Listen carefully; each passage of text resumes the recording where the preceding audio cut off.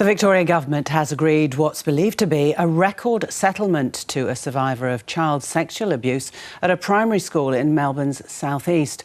Reporter Nicholas Hines joins us now from Melbourne. Nick, tell us about this case. Well, this $8 million settlement comes just a week before this claim was due to be heard before the Victorian Supreme Court. And lawyers for the victim say that it is the largest publicly known settlement for an abuse survivor in Australia.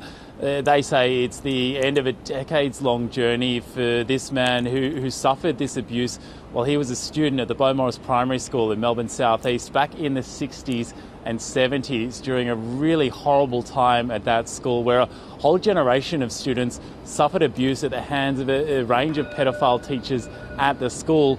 The victim in this case suffered under one of the most notorious, Darryl Ray, a pedophile who worked as a librarian and a sports coach at the time. He died last year while facing fresh charges of a range of abuse allegations on top of a total of 33 offences he'd already been convicted for, which he inflicted upon 21 different schoolboys.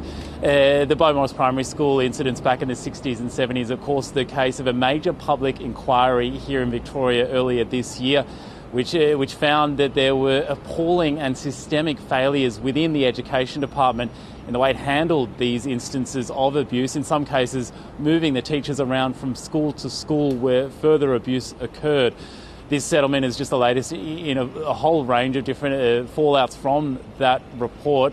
There's now a truth-telling process underway here in Victoria as well, with survivors encouraged to come forward if they've suffered abuse at any state school in Victoria, and that's due to continue through till the end of 2026.